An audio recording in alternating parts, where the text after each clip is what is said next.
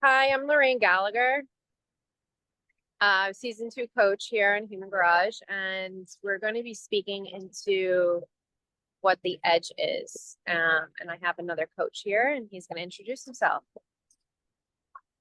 My name is Dennis. I create lines, season 2 coach and facilitator in the same group as Lorraine.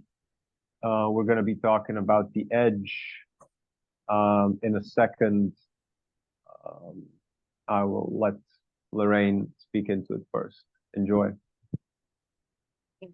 So when I first came up this topic, it was from an experience I had doing some movement and very much deeply uh, moving my breath into my which would be your sacral area. I was like pulling my belly button really deeply in.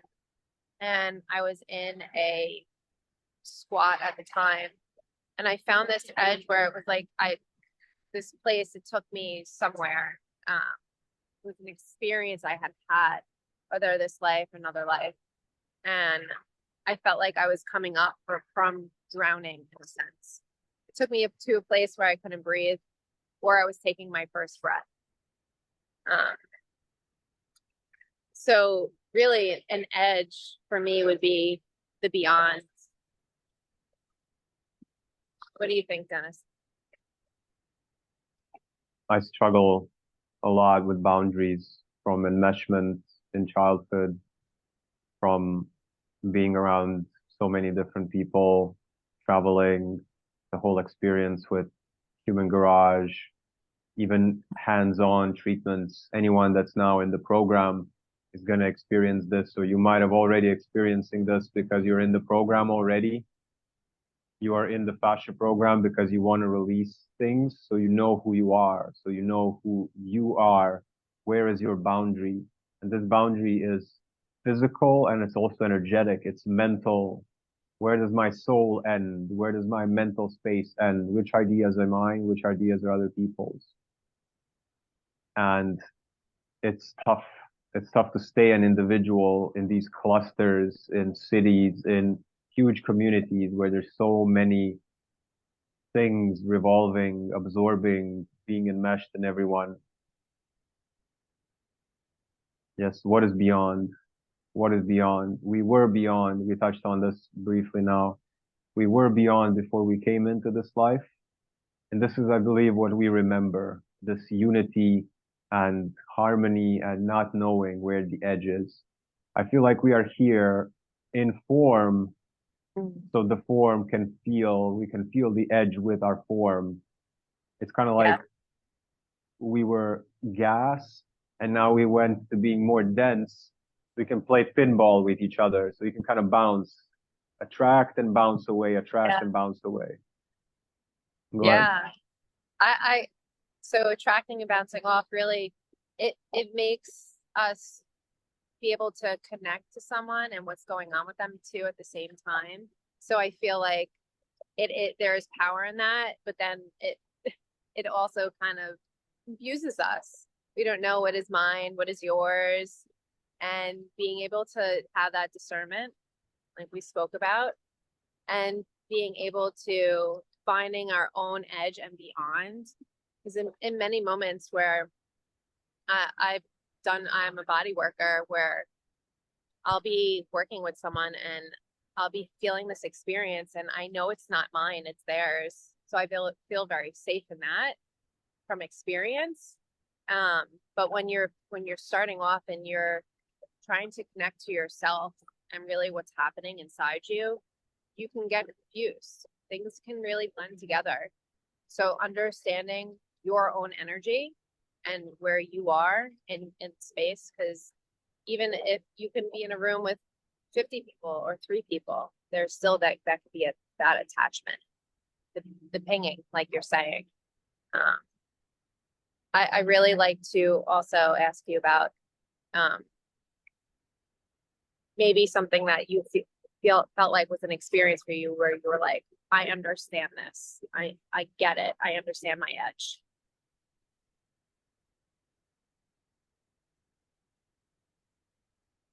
deep sense of low self-worth, deep sense of low self-worth my whole life, let's say, with my parents, where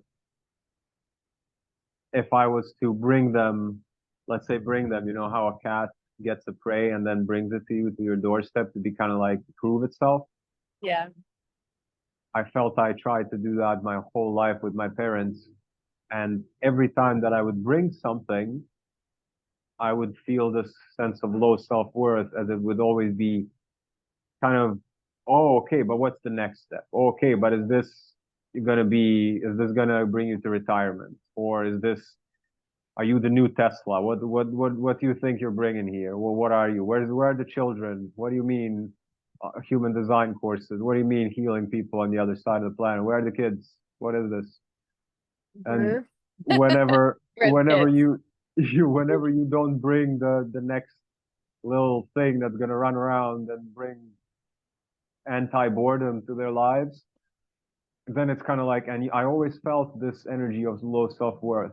And only recently I realized that every single time that I do this with them or with any other people, because this was then a pattern that I did with everyone, is I would bring something that I worked on for years, maybe, like abundance of content or a project or art stuff or things with clients. And I would tell people, look what I've accomplished over years and years of stuff and discipline and whatever.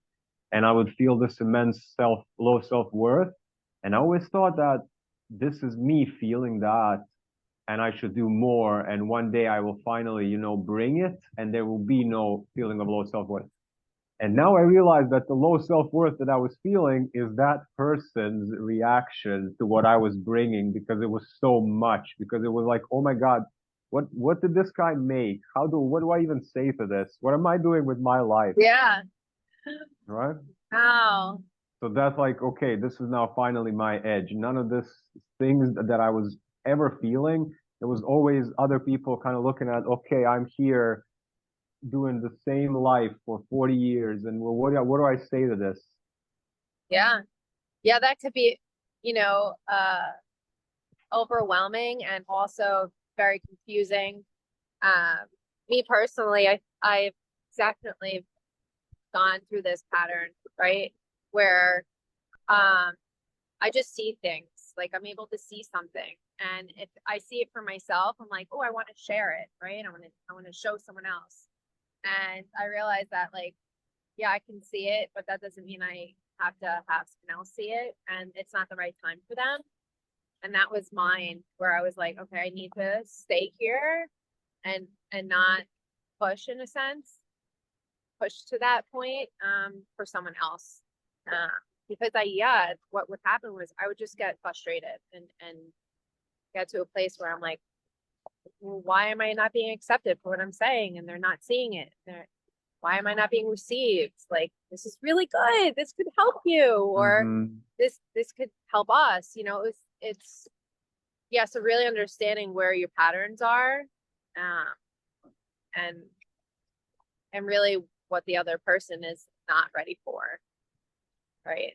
Sometimes it's difficult to what you're saying when you see things and it's like an elephant in the room. And if you gotta stay in the situation with the people and not say anything, in a lot of cases, at least for me, it's not enough. It's not enough to not say anything. I don't know how to pretend. It can be felt that Yeah, you're okay, there's starting to get like, you're sitting there in the kitchen and you feel like something's here like that, and people are asking you questions and you're like, wait, but there's this thing poking me in the face. How can I talk to you? yeah. And that's the edge poking your eyes out. Hmm. Yeah. So, I'll just quickly share a little experience I had with a client. Hmm. You're aware of it now, but for everyone that's listening, this person, we were working. I was doing some body work. We did some fashion maneuvers first, and she did come into the session saying, "I want to work on my heart space." And as we went through the session, I realized that she just started to disassociate and kind of leave. Like there was nothing there, but she was in like this rhythm of breathing, feeling very in control and just in the breath. So I think at that moment she found hers. It was like she was in control of her breath and nothing else mattered. It all just dissipated. Although she was having this ocular visual experience where she couldn't see out of her right eye.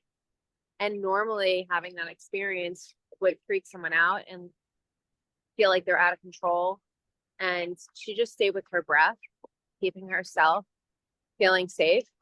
Um, and I knew at that moment I was feeling in my body that there was nothing I could say or do, and that she just needed to be there and stay with that.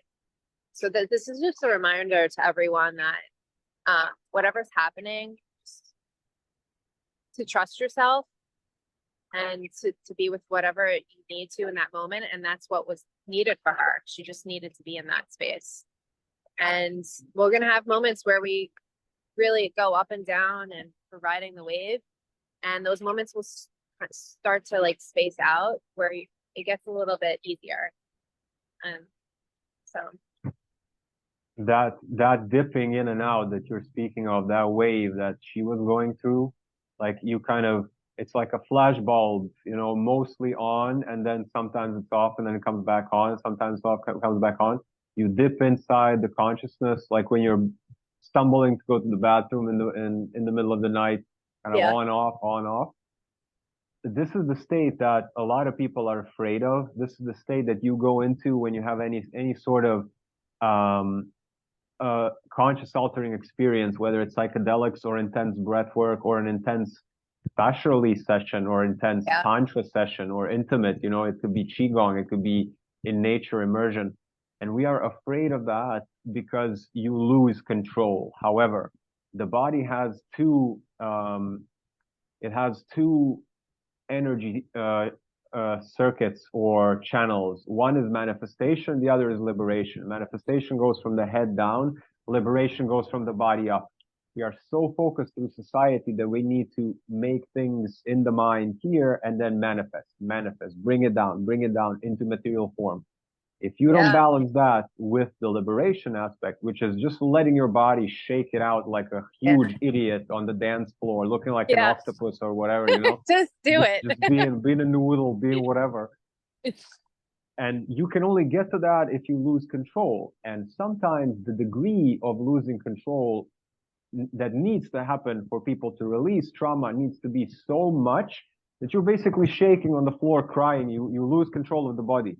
So it's kind of like allowing the edge to remove itself, because then if you remove the edge, all the stuff can just Yes. come out, and you just got to trust, like you say, that the edge is going to reassemble itself. And it's amazing to have coaches next to you when it just reassembles itself, shamans if it's a psychedelic journey, someone you trust if it's an intimate journey, or a group of people if it's a fascia maneuver event or stuff like that. Yeah.